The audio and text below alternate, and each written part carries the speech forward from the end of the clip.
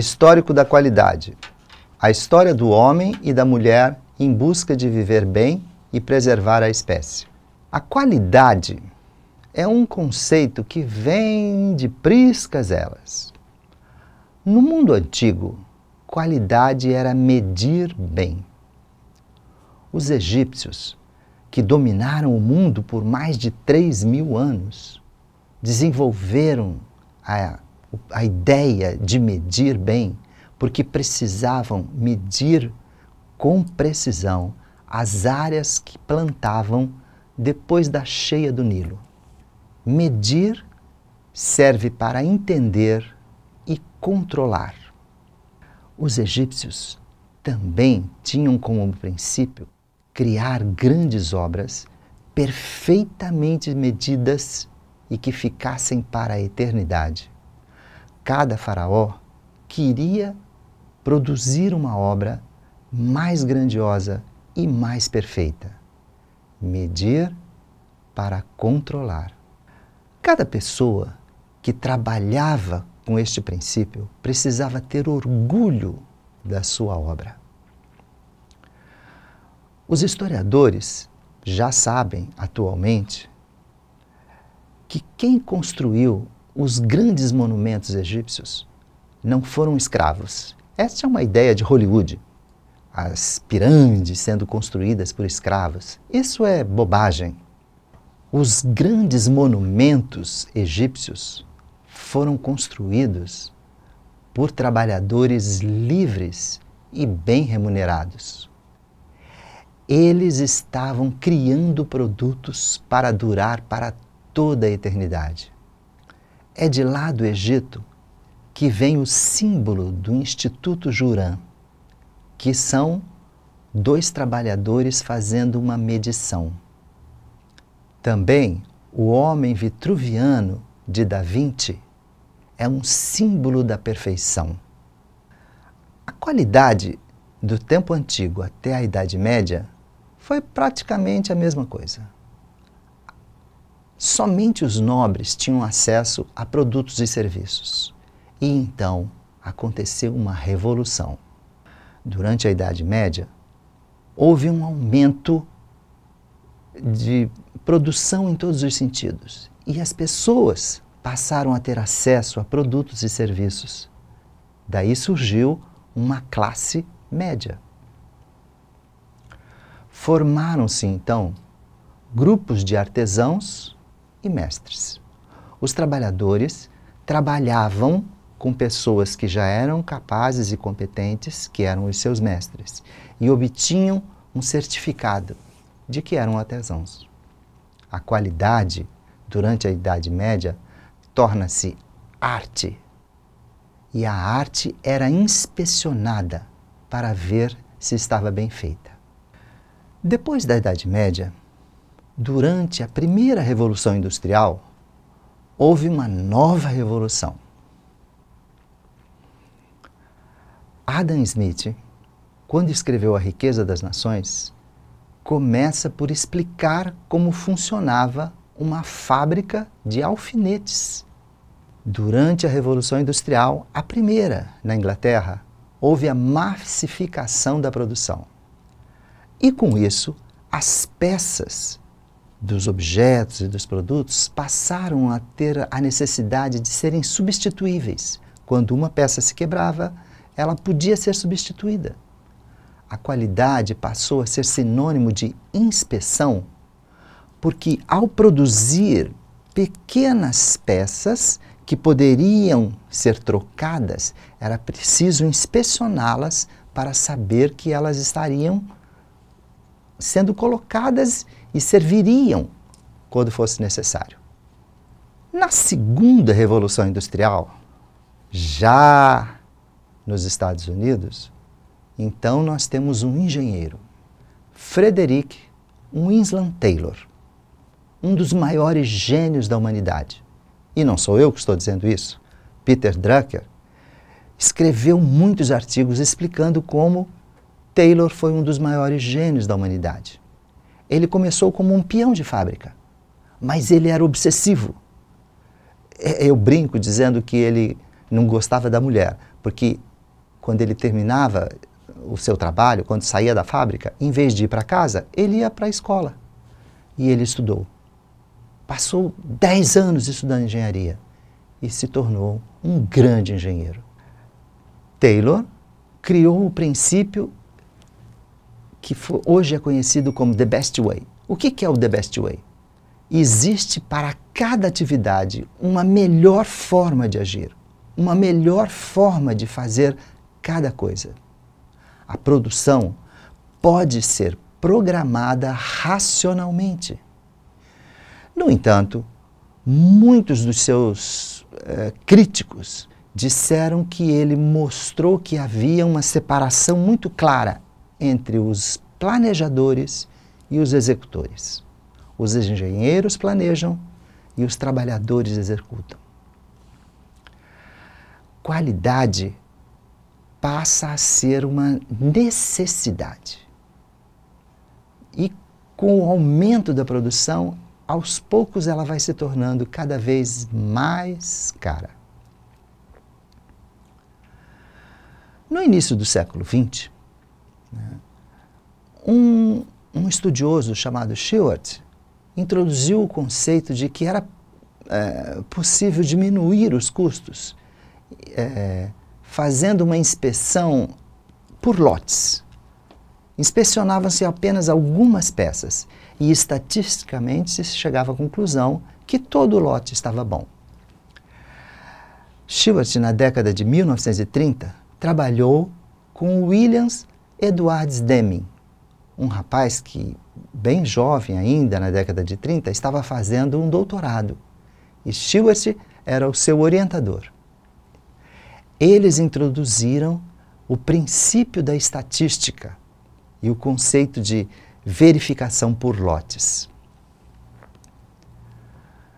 Nesta mesma época, nasceu um rapaz que depois se tornou muito importante na história da qualidade, que foi Joseph Juran.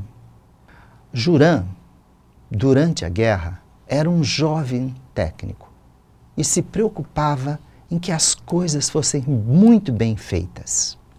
Nesta época, os jovens dos Estados Unidos foram chamados para a guerra, mas a indústria precisava continuar funcionando. E Deming foi chamado para fazer a indústria funcionar bem. E ele, então, trouxe os 14 princípios, que não dependiam de investimento, mas de organização, de racionalidade no trabalho. E era feito principalmente por mulheres. Quando termina a guerra, e os jovens voltam para os Estados Unidos vitoriosos, e não precisavam mais de racionalidade, nem de princípios para facilitar o trabalho, Deming ficou desempregado. E o general McCarthy ganhou de presente algumas ilhas no Oriente. Ganhou de presente o Japão. E quando chegou no Japão, a primeira coisa que fez foi: será que nós temos muita gente aqui? Alguém pode fazer o censo? Então ele chamou Deming, que era um estatístico, para fazer o censo no Japão. Deming passou 2 anos, de 47 a 49, contando as pessoas no Japão. E quando ele terminou de fazer a contagem, também, novamente, não precisava mais ser ocupado. E estava praticamente desempregado quando o sindicato patronal das indústrias japonesas, desesperadas porque não sabiam como fazer para fazer renascer a indústria japonesa, resolveu chamar Deming para explicar como que ele fez funcionar a indústria nos Estados Unidos durante a guerra. Começou nessa época a ideia de 1% do defeito. Sempre há algum defeito. Alguma coisa sempre sai errada. E durante décadas se trabalhou com o princípio de que alguma coisa vai dar errada, mas só 1% no máximo. Dessa ideia do 1% de defeitos é que surgiu o princípio da confiabilidade. Surge na década de 1950, no pós-guerra, e principalmente no Japão. Os Estados Unidos, no início dos anos 50, se envolveram numa guerra no Oriente, que foi a Guerra da Coreia. Eles precisavam principalmente de roupas, uniformes para os soldados, comida, que era produzida no Japão, e material de comunicação. E tudo isso foi feito no Japão. Os americanos investiram grande soma de dinheiro nos anos 50 no Japão. Às vezes para nós pode parecer estranho, por que o Japão, que estava destruído, de repente conseguiu se reerguer? Com investimento americano na década de 50. Porque lá eles produziram o que era consumido e necessário para a guerra na Coreia. Surgiu nesta época o princípio dos níveis aceitáveis de qualidade. Durante esse tempo, nós temos o início de uma gestão da não conformidade ou da não qualidade, porque alguma coisa sempre vai dar errada, aquele 1%. Né? E o problema estava, será que o custo do defeito é maior ou menor do que o custo da inspeção? Custo de defeitos versus custo de inspeção foi a grande tônica durante os anos 50. Mais tarde, Deming apresentou a ideia do PDCA, que ele havia aprendido com Shewhart. Ele chamava de Círculo de Shewhart, PDCA, Plan, Do, Check and Act, e que no Japão ficou conhecido como Círculo de Deming. Os japoneses até hoje usam o Deming como o grande padrão de desenvolvimento industrial. E desde 1950 eles oferecem um prêmio para a indústria que melhor se desenvolve e que tem melhor padrão de qualidade. O prêmio é uma medalha de 15 centímetros de raio de ouro maciço com a cara do Deming estampada.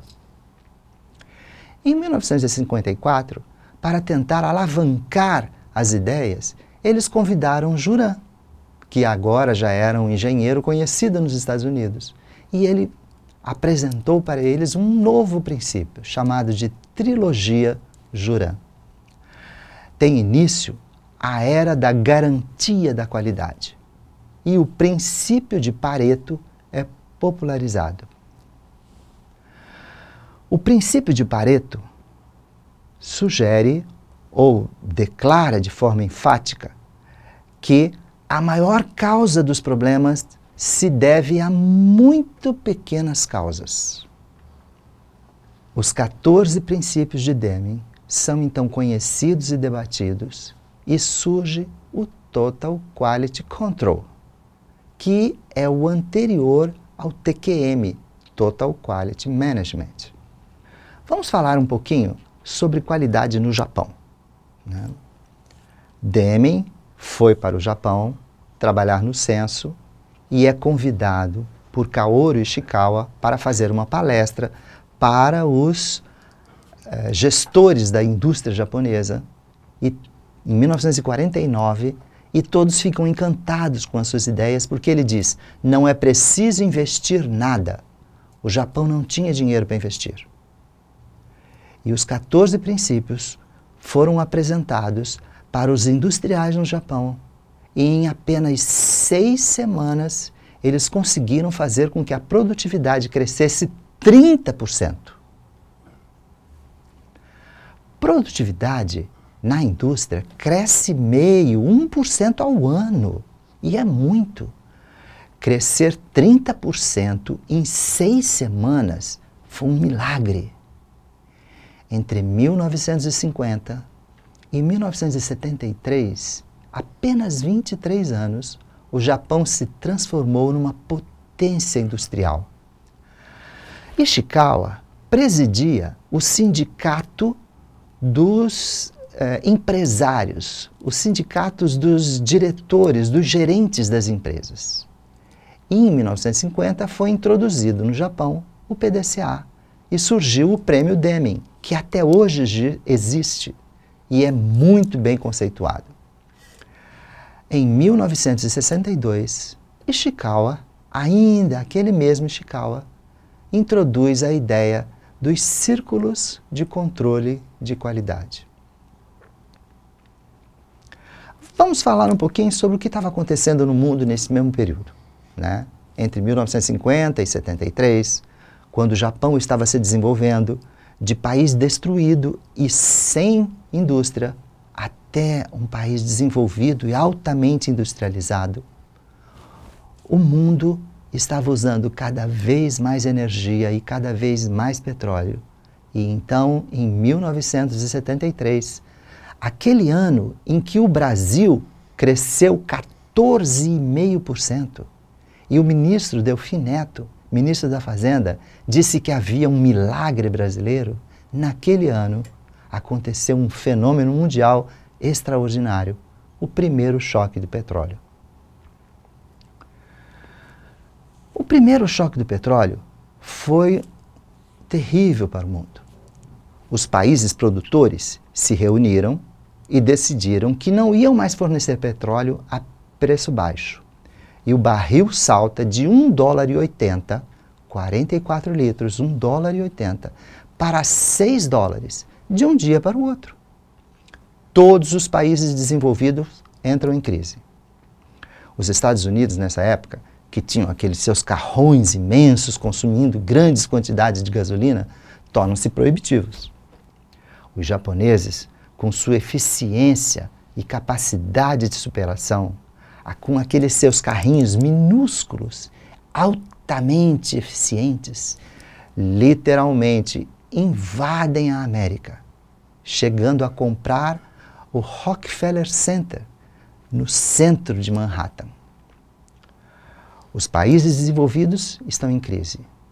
A Venezuela, que naquela época se descobriu ter a maior quantidade de reservas de petróleo de todo o mundo, torna-se um país potencialmente rico, porém é não desenvolvido. O petróleo nunca mais volta a ter preço baixo, e países altamente dependentes de energia, como o Japão, são os mais afetados. No entanto, o Japão consegue levar os seus recursos e as suas ideias de qualidade para os Estados Unidos. Até que em 1979 acontece o segundo choque do petróleo e a qualidade passa a ser uma necessidade mundial. Vamos falar um pouquinho do Brasil. Na década de 70, nós vivíamos uma ditadura militar. Os militares estavam vivendo o milagre brasileiro. A economia crescia de forma extraordinária, mas era preciso muito dinheiro para investir. Os militares, não sabendo de onde tirar recursos, recorreram ao Fundo da Previdência. O Fundo da Previdência, criado por Getúlio Vargas em 1943, era o fundo com maior quantidade de dinheiro que havia no Brasil. E os militares decidiram: vamos usar esse fundo porque o país vai se desenvolver e crescer muito e nós vamos poder recompor o fundo. Inicialmente, foi construído com aquele dinheiro a maior hidrelétrica do mundo, Itaipu Binacional. Metade dos recursos da Previdência foram usados para isso. Com o resto do dinheiro, eles construíram duas outras grandes obras. Uma ponte entre duas capitais, Rio de Janeiro e Niterói. Rio de Janeiro era a capital do estado da Guanabara e Niterói era a capital do Rio de Janeiro. E eles construíram uma enorme ponte. E construíram uma estrada extraordinária que cortava a selva, a Transamazônica. O Brasil, em 1980, se tornou o país industrializado que havia na cabeça do Juscelino Kubitschek. Era o país com maior número de grupos de círculos de controle de qualidade. Aquela ideia surgida com Ishikawa, lá no Japão, em 1962. E no ano de 1988, terminada a ditadura militar, já no governo Sarney, Deming é convidado pelo governo brasileiro a vir para o Brasil. 1988 foi chamado de o ano da qualidade no Brasil. E Deming veio aqui para falar para as montadoras de automóveis, que era a indústria, alavancadora do desenvolvimento brasileiro. Deming visitou as grandes empresas e apresentou suas ideias no final dos anos 80. E no início de 1990 surgiu um novo princípio, chamado ISO 9000. Em 1990, eu estava terminando o meu mestrado e a minha dissertação foi sobre qualidade. Em seguida, eu fui fazer o doutorado e a minha tese trata das mudanças na vida das pessoas em função dos programas da qualidade. Qualidade é um princípio fundamental em todo o século XX, nos modelos de gestão, nas ideias de administração. Compartilhe as suas ideias. Converse e discuta para aprender. Leia sempre e busque conhecer mais. Aprender depende de atenção e reflexão. Deixe-me terminar falando um pouquinho sobre o que é aprender. Aprender é ter uma experiência concreta, visual, auditiva, sinestésica, e fazer uma observação reflexiva. Se temos uma experiência concreta e fazemos uma observação reflexiva, nós podemos nos planejar para tomar uma decisão. Isto é aprender. Bom estudo. Felicidades a todos.